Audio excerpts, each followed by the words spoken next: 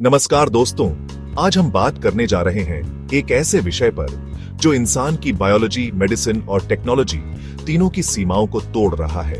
यह है artificial वोम technology, यानी एक ऐसा कृत्रिम गर्भाशय जहां बच्चे का जन्म बिना मां के शरीर के भी संभव होगा। सोचिए, अगर बच्चा मां की कोख में न पनपे और उसे एक एआई कंट्रोल्ड आर्टिफिशियल यूटरस यानी कृत्रिम गर्भाशय में विकसित किया जाए तो हमारी दुनिया किस तरह बदल जाएगी। यही है आज का विषय, आर्टिफिशियल वोम। अब होंगे बच्चे पैदा मां के अलावा एआई गर्भाशय में। दोस्तों, सबसे पहले समझते हैं कि वोम यानी गर्भाशय क्या करता है।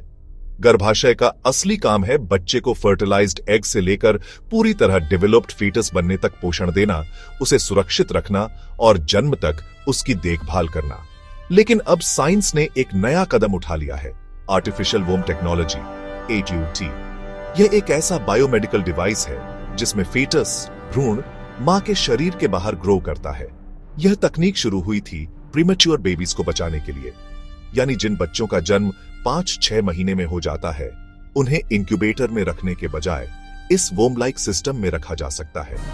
लेकिन आज रिसर्च इतनी बढ़ चुकी है कि पूरा का पूरा बच्चा भी बाहर डेवलप हो सके, यह संभव होता जा रहा है। आर्टिफिशियल वोम एक तरह का ट्रांसपेरेंट पॉड होता है जिसमें एक बायो बैग यानी स्पेशली डिजाइंड फ्लूइड बैग होती है। इसमें होता है एमनियोटिक फ्लूइड सब्स्टिट्यूट, जो मां के एमनियोटिक फ्लूइड की तरह बच्चे को घेर कर रखता है।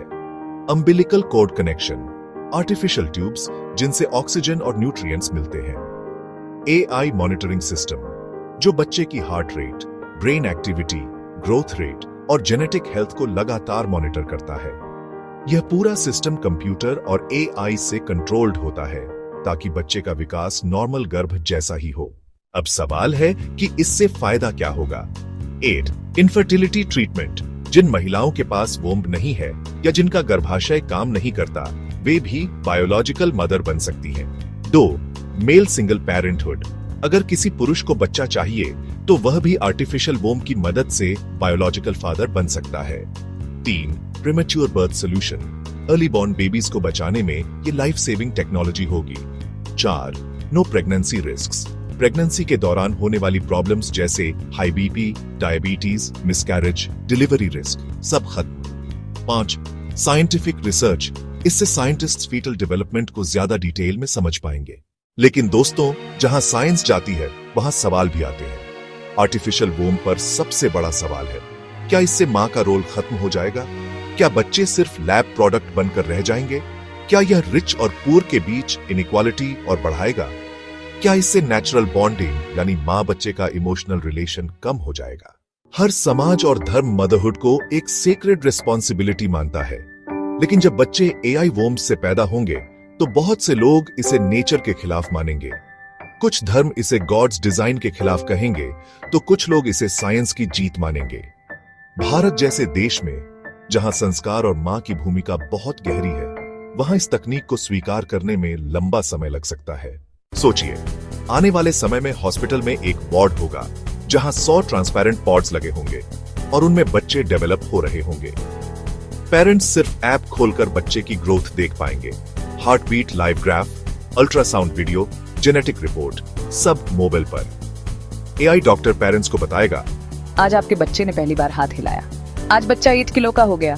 यह सीन बिल्कुल साई-फाई मूवी जैसा लगेगा, लेकिन हकीकत बनने में ज्यादा वक्त नहीं लगेगा। अभी तक आर्टिफिशियल वोम पर कई एक्सपेरिमेंट्स हुए हैं। 2017 में अमेरिका के साइंटिस्ट्स ने एक लैम्प फीटस को 4 हफ्ते तक आर्टिफिशियल वोम में जिंदा रखा। जापान और इजराइल के रिसर्चर्स ने ह्यूमन एम्ब्रियो को लैब में 12 से 14 दिन तक ग्रो किया। चाइना में रिसर्चर्स ने आर्टिफिशियल वोम और एआई मॉनिटरिंग का कंबाइंड मॉडल बनाया है। यह सब मिलकर आने वाले 10-20 सालों में फुल ह्यूमन आर्टिफिशियल वोम बर्थ को संभव बना देगा। हर टेक्नोलॉजी के साथ डेंजर्स भी होते हैं। आर्टिफिशियल वोम से जुड़े खतरे हैं, ये genetic engineering misuse, designer babies बनाना, हाइट, स्किन, इंटेलिजेंस चूज करना। 2. ओवर पॉपुलेशन रिस्क, अगर बच्चे पैदा करना आसान हो गया तो पॉपुलेशन एक्सप्लोजन बढ़ सकता है। 3. सोशल डिवाइड, रिच लोग परफेक्ट बेबीज बनवाएंगे, पुअर लोग पीछे रह जाएंगे। 4. Motherhood value crisis, natural mothers की भूमिका कम हो सकती है। 5.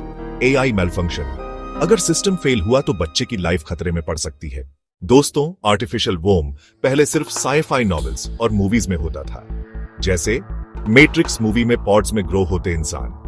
लेकिन अब वो साइंस फिक्शन से निकलकर बायोटेक्नोलॉजी और एआई लैब्स में हकीकत बन रहा है। तो दोस्तों, आर्टिफिशियल वोम टेक्नोलॉजी एक ऐसा फ्यूचर ला रही है जहां बच्चे पैदा करने का तरीका पूरी तरह बदल जाएगा। यह टेक्नोलॉजी इनफर्टाइल कपल्स और प्रीमेच्योर बेबीज के लिए ब्लेसिंग है, लेकिन इसका मिसयूज सोसाइटी और एथिक्स के लिए खतरा भी बन सकता है। भविष्य कैसा होगा, यह हम सबकी सोच और निर्णय पर निर्भर करेगा। दोस्तों, आपको क्या लगता है, क्या आर्टिफिशियल वोम आने वाले समय में मदरहुड और नेचर को रिप्लेस कर पाएगा, या यह सिर्फ इमरजेंसी और मेडिकल केसेस तक सीमित रहेगा? नीचे कमेंट्स में जरूर लिखिए।